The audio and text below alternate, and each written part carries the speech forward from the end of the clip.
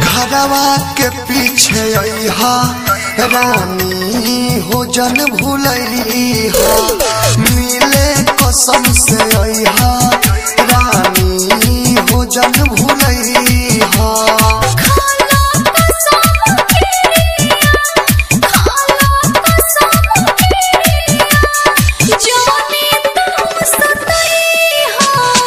घरवा के पीछे अइहा रानी हो जन भूलइहा, मिले कसम से अइहा रानी हो जन भूलइहा। Presented by Videshi Lal entertainment.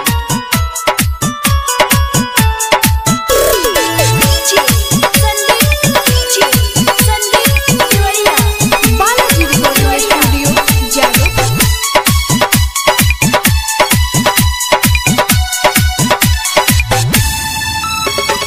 आके तू पायल के बजइहा छान छन हो, तोहरे के दे दे हमी हम तान योरी मान हो,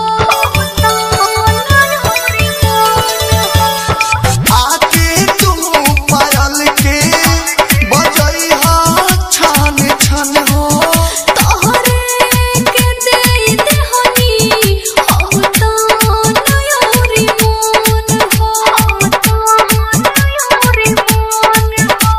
वादा तो पहले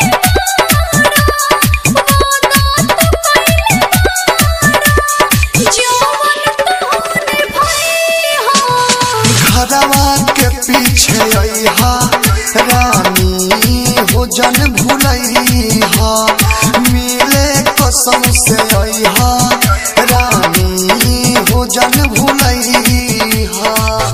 presented by Videshi Lal entertainment. Balaji recording studio Jadavpur.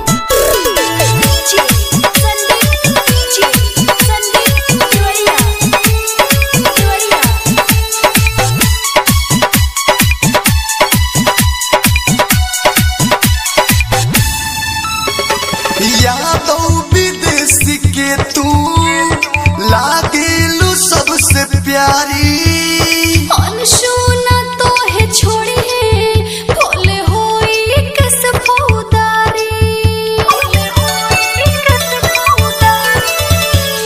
दूरक सबे दर्दी मुना के लागेलू बड़ी प्यारी, अनसुना तो है छोड़ी है भोले होई कस फौदारी, भोले होई कस फौदारी। खाना कसम खेरिया, खाना कसम खेरिया, जाने तुम सतइहा। घरवा के पीछे अइहा रानी हो जन भूलइहा, मिले कसम से अइहा रानी हो जन भूलइहा। Balaji recording studio Jadavpur.